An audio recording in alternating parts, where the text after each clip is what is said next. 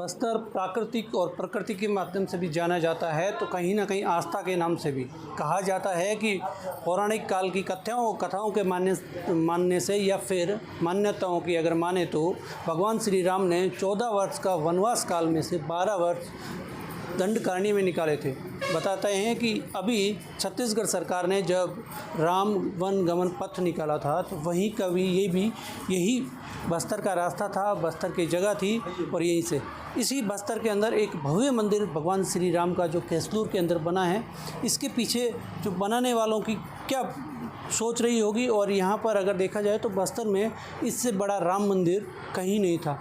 कहा जाता है अयोध्या में जिस दिन राम मंदिर की प्रतिष्ठा महोत्सव था, उसी दिन यहाँ कैसलूर के राम मंदिर की प्रतिष्ठा होनी थी। हम जानना चाहेंगे कि यहाँ पर इन्होंने अपनी प्राइवेट प्रॉपर्टी पे ये मंदिर बनाया है, तो इनसे क्या मंशा थी। और जी आपका क्या नाम है? रेणु चौहान। जी रेणु चौहान जी, ये मंदिर आपने बनाया था, आपके प्राइवेट प्रॉपर्टी में बनाया है। भगवान श्री राम के प्रति आपकी आस्था क्या है, कितनी क्या है कि आपने इतना भव्य मंदिर बनाया और वही जोधपुरी लाल पत्थर से? देखिए, ऐसा है कि मेरे माँ पिताजी दोनों राम भक्त थे।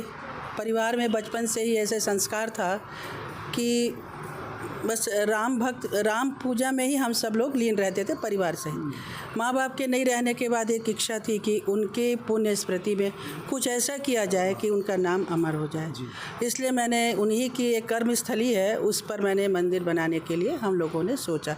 दूसरी बात यह थी कि बस्तर ज़िले में ऐसा कहा जाता है कि राम भगवान अपने वनवास काल में यहाँ पर आए थे, बस्तर की जन्मभूमि में। तो आसपास में कहीं पर राम मंदिर मुझे नहीं लगता है कि होगा। तो मुझे मन में ऐसा आया कि क्यों ना राम मंदिर ही बनाया जाए, यह सोच करके मैंने बनवाया। कहीं ना कहीं ये इतना भव्य मंदिर बनाया है, इसके पीछे का अगर देखा जाए तो ये आपको मार्गदर्शन माता पिता का ही मिला था? हाँ, मन में प्रेरणा तो बचपन से ही थी जी कि उनकी इच्छा थी कि एक मंदिर का निर्माण हो, पर कौन से भगवान का उन्होंने नहीं कहा था। पर ईश्वर की कृपा थी ऐसी कि उन्होंने राम मंदिर के मन में ऐसा आया और मैंने उसकी स्थापना करवाई। बहुत कुछ तो नहीं, पर आसपास के एरिया के लोग, अगर छोटे बच्चे भी अगर यहाँ आना जाना चालू कर दें और कुछ वेद और ये सब की जानकारी ले लें, पूजा पाठ में मन लगाए, तो नशा से दूर हो जाएंगे। जी, कहीं ना कहीं आपके मन में वो भी है कि यहाँ पे और भी इसके भगवान का जो मंदिर है, इसके पास में भी कुछ और भी आगे का कुछ बनाने का प्लान है? यहाँ पर एक पीछे वृद्धाश्रम बोलना चाहिए या संत निवास अभी बहुत जल्दी बन जाएगा, जिसमें कोई भी साधु संत या ज़रूरतमंद जो भी आए, बुजुर्ग रहेंगे जिनका कोई नहीं है, वो आए यहाँ पर, जो हमसे बन पड़ेगा उनकी सेवा की जाएगी।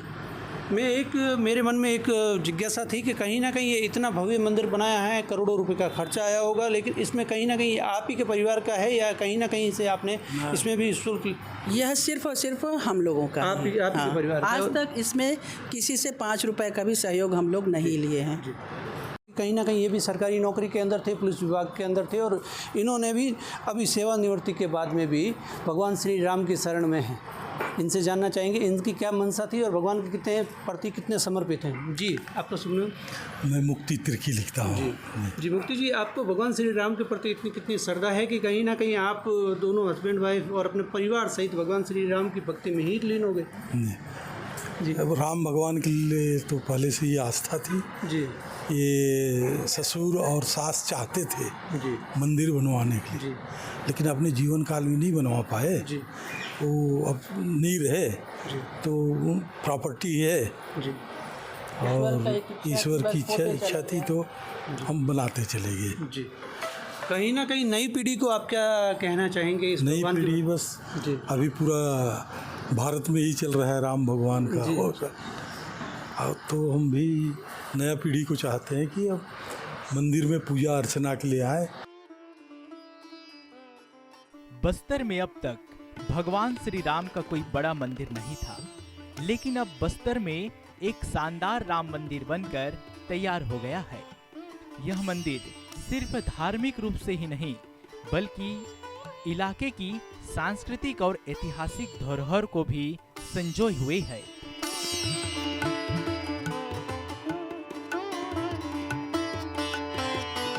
लाल जोधपुरी पत्थर से बना हुआ भगवान श्री राम का यह खूबसूरत और ऐतिहासिक मंदिर जगदलपुर शहर से लगभग 10 किलोमीटर की दूरी पर स्थित केसलूर तिराहे पर बना हुआ है, जिसमें पहला रास्ता बस्तर के खूबसूरत वाटरफॉल तीरथगढ़ वाटरफॉल की ओर जाता है, वहीं दूसरा रास्ता बीजापुर और दंतेवाड़ा की ओर जाता है।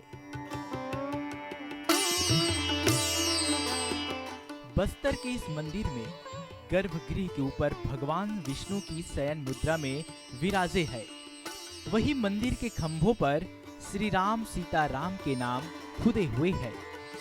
मंदिर की दीवारों और खंभों पर भगवान श्री राम, मोर और जीव जंतु की आकृतियां भी उकेरी गई है।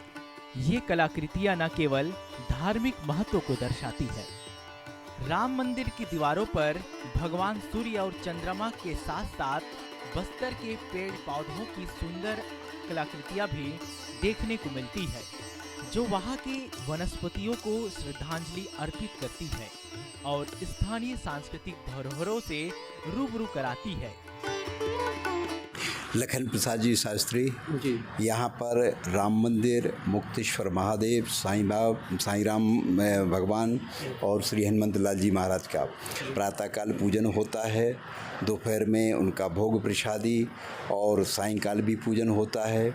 और यहाँ पर जो सप्तदिशीय रुद्रा महाभिषेक, पार्थिव शिवलिंग का निर्माण और महामृत्युंजय का जाप है और शिव पुराण महाकथा का कार्यक्रम चल रहा है। और हम लोग यहाँ बड़े धूमधाम से वैदिक परंपरा से ये कार्यक्रम संपन्न कर रहे हैं कि माने ज़िले में, राष्ट्र में हर प्रकार से शांति हो।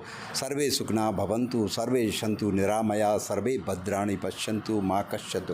सभी सुखी रहें, सभी स्वस्थ रहें, सभी प्रसन्न रहें। केसलूर में भगवान श्री राम का मंदिर छत्तीसगढ़ की धार्मिक और सांस्कृतिक धरोहर को संजोने का एक महत्वपूर्ण कदम है। इस भव्य राम मंदिर को बनाने की कहानी भी दिलचस्प है। यह मंदिर ऐसे समय में बनकर तैयार हुआ जब पूरे देश में राम मंदिर निर्माण की गूंज थी।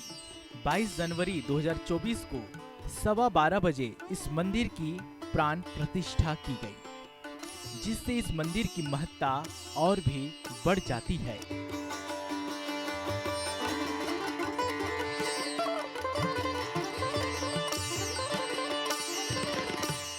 इस भव्य राम मंदिर का निर्माण रेणु चौहान की जमीन पर किया गया है। उन्होंने कहा कि इस मंदिर के निर्माण के पीछे की वजह उनकी भगवान के प्रति गहरी आस्था और माता पिता की प्रेरणा है।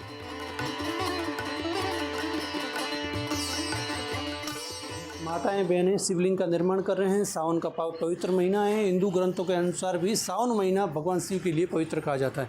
कहीं ना कहीं इसके अंदर क्या मान्यता है, क्या कहानियाँ हैं और इनके पीछे क्या तर्क वितर्क जुड़े हुए हैं, इनके लिए इसकी पूरी जानकारी यहाँ पर पंडित जी से लेते हैं। क्या शुभ नाम क्या है आपका पंडित जी? मेरा नाम पंडित देवेंद्र कृष्ण शास्त्री जी, श्रीधाम वृंदावन से जी।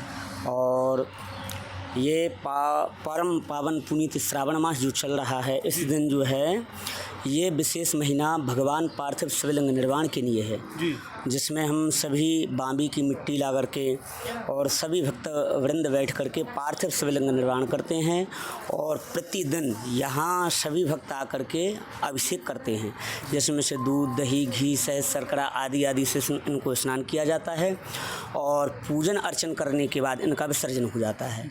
प्रतिदिन शुद्ध मिट्टी आती है जो बांबी की होती है, भगवान का निर्माण किया जाता है और निर्माण करने के बाद पूजन होने के बाद इनको पुनः विसर्जन कर दिया जाता है। तो ये जो प्रतिमाएं यहाँ पर बनी हुई हैं ये प्रतिदिन बनती हैं और प्रतिदिन उनका सेवा पूजा अर्चन वंदन करके इनको विसर्जन कर दिया जाता है। इसका विशेष महत्व क्या है? विशेष महत्व जैसे कि ये जो श्रावण का महीना है ये विशेष पार्थिव शिवलिंग निर्माण के लिए है, जिसमें से जो भी भक्त अपनी जिस मनोकामना से ये पूजन अर्चन भगवान भोलेनाथ का करता है तो भगवान भोलेनाथ प्राय उनकी सभी मनोकामनाएं पूर्ण करते हैं। ऐसा इसका विशेष महत्व है। और पूरे श्रावण मास में यत्र तत्र जितनी भी जगह हैं वहाँ विशेष करके पार्थिव शिवलिंग निर्माण होते हैं और इनका पूजन अर्चन किया जाता है, जिसमें से सभी विद्वत ब्राह्मण आकर के जैसे रुद्राष्टाध्यायी है उससे पाठ करके इनका अभिषेक करते हैं। अभिषेक करने के बाद इनका विसर्जन कर दिया जाता है। तो जो भक्त विशेष मनोकामना से पार्थिव शिवलिंग निर्माण करके इनका पूजन अर्चन करता है तो भगवान भोलेनाथ उसकी समस्त मनोकामनाएं पूर्ण करते हैं। भगवान शिव की सावन महीने में पूजा होती है। अब पंडित जी से जानकारी चाहेंगे कि कहीं ना कहीं श्रावण महीने में ही पूजा विशेष क्यों होती है, इसके पीछे क्या कारण? सर्वप्रथम मैं ये कहूँगा कि भगवान भोलेनाथ ने जो है श्रावण के महीने में जो हलाहल विष का पान किया था जी, उनके शरीर में इतनी जो है ज्वाला हुई, इतनी ज्वाला हुई, तो उस ज्वाला के द्वारा उनके लिए जो है बहुत अग्नि हो गई उत्पन्न। जैसे ही अग्नि उत्पन्न हुई तो लोगों ने बताया कि भाई भोलेनाथ के लिए कैसे क्या किया जाए। तो भगवान नारद जी ने और ब्रह्मा जी ने उनसे पूछा कि भाई भोलेनाथ की ज्वाला को शांत कैसे किया जाए। तो ब्रह्मा जी ने बताया कि इनके लिए जो है पंचामृत से स्नान करवाया जाए, दूध, दही, घी, शहद और चीनी। तो पंचामृत के स्नान से उनको शांति प्राप्त हुई। और श्रावण के महीने में जो भक्त लोग भगवान भोलेनाथ के लिए जल चढ़ाते हैं, बेलपत्र चढ़ाते हैं और पंचामृत से स्नान कराते हैं, तो अभिषेक करते हैं, तो उनके घर में किसी प्रकार की कोई कमी नहीं रहती है। संतान सुख होता है, संतति प्राप्त होती है और विवाह आदि रुके हुए कार्य भी जो है हो जाते हैं। घर में कोई किसी प्रकार की कलह नहीं होती है। और जो भक्त भगवान शिव का रुद्राक्ष पहन करके, भस्मी धारण करके, त्रिपुंड लगा करके वो श्रावण के महीने में पूजन करता है भोलेनाथ का, वो सीधे शिवलोक को प्राप्त होता है। राम जी की इस भव्य मंदिर को केसलूर के नेशनल हाईवे के किनारे करोड़ों रुपए की जमीन पर बनाया गया है। लगभग 4 करोड़ रुपए से बना यह मंदिर इसकी भव्यता को उजागर करता है। केसलूर के इस भव्य राम मंदिर की अनोखी कलाकृति और डिजाइन को बनाने के लिए रेणु चौहान और उनकी 2 बेटियों ने सहयोग किया है। मंदिर का डिजाइन तैयार करने के लिए रेणु चौहान और उनकी बेटियों ने भारत के बहुत सारे मंदिरों का दौरा किया। उन्होंने इन मंदिरों की वास्तुकला और कलाकृतियों के बारे में रिसर्च किया और उनके अनुभवों को इस मंदिर के डिजाइन में शामिल किया। केसलूर राम मंदिर के अंदर ही भगवान भोलेनाथ का भी मंदिर बना हुआ है, जो इस मंदिर की धार्मिक महत्ता को और भी बढ़ाता है। श्रावण के महीने में इस मंदिर में भगवान शिव की विशेष पूजा अर्चना की जाती है, जिसमें काशी से आए हुए पंडित शिवलिंग का महारुद्राभिषेक करते हैं। श्रावण का महीना भगवान शिव को समर्पित है। यह महीना विशेष रूप से भगवान शिव की आराधना और व्रतों के लिए जाना जाता है। इस महीने में भगवान शिव की विशेष पूजा की जाती है। श्रावण महीने के दौरान महिलाएं रोज एक खास मिट्टी से यहाँ शिवलिंग बनाती है। शिवलिंग बनाने के लिए सांप की बाम्बी यानी सांप की भीम वाली मिट्टी का उपयोग किया जाता है। माना जाता है कि सांप की भीम वाली मिट्टी से बनी शिवलिंग बहुत ही शुभ और पवित्र होती है। भगवान शिव को प्रसन्न करने के लिए हर दिन इस शिवलिंग पर शाम को जल अर्पित किया जाता है। ऐसा कहा जाता है कि विशेष पूजा से घर में धन धान्य और सुख समृद्धि में कोई कमी नहीं रहती है। साथ ही जीवन में वैभव और खुशहाली बनी रहती है। बस्तर के आदिवासी आज भी अपने नाम के पीछे राम नाम का उपयोग करते हैं। यह उनके भगवान श्री राम के प्रति गहरी श्रद्धा और सम्मान को दर्शाता है। बस्तर के आदिवासी आज भी तीर धनुष का उपयोग करते हैं, जो भगवान श्री राम की निशानी माने जाते हैं।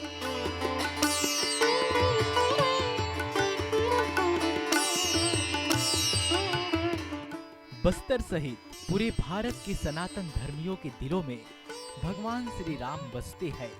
श्री राम नाम और उनकी उपासना हर किसी के जीवन का अहम हिस्सा है। की कोशिश करते। मैडम क्या नाम है आपका? निहारिका। निहारिका जी, ये डिजाइन के पीछे आपके दिमाग में कहाँ से आया और कैसे क्या? हम लोग कई समय से कई सारे मंदिरों का आर्किटेक्चर देखते रहते थे, समझते रहते थे, मगर ये कोई एक तरीके का आर्किटेक्चर ना होने की जगह हर जगह का एक मेल है। जी। हम लोग महाकाल, अयोध्या, वहाँ के अलग अलग जगहों के क्षेत्रों के कार्विंग्स को देख के हमारे जो कारीगर हैं, मेन कारीगर में से कार्तिक नाम है, बालेश्वर के हैं, उड़ीसा के, उन्होंने पूरा कम से कम 14 से 15 महीनों में सिर्फ कार्विंग का काम किया है और उन्होंने बहुत बारीकी से पूरे कार्विंग का काम कंप्लीट किया उनकी टीम के साथ। 19 लोगों की टीम के साथ उन्होंने पूरा काम कंप्लीट किया है। तो अगर जाए तो बस्तर के अंदर आपने पूरे हिंदुस्तान को यहाँ पे लाके कहीं ना कहीं मंदिर में पूरे हिंदुस्तान के अंदर कहीं ना कहीं जो आकृतियाँ हैं, जो चीज़ें हैं, हर एक मंदिर का कहीं आपने गठजोड़ करके यहाँ पर बनाया है। भगवान जो विष्णु की मूर्ति ऊपर है, गर्भगृह के ऊपर है, इसका अगर देखा जाए तो भगवान श्री राम का अयोध्या मंदिर का सेम डिज़ाइन यहाँ पर है। तो इसके पीछे का क्या कहानी है? इसके पीछे की कहानी सिर्फ इतनी है कि हमने ज़रूर सोचा था कि वहाँ अयोध्या में ऐसे एक मूर्ति का स्थापना हो रहा है तो उनके जस्ट ऊपर भगवान के दर्शन के पहले आपकी नज़रें उधर पड़ती हैं, तो वहाँ विष्णु जी का हमने सोचा कि एक ज़रूर एक उनकी बहुत सुंदर सी कलाकृति रहे, तो हमने वहाँ पे अभी विष्णु जी का स्थापना किया।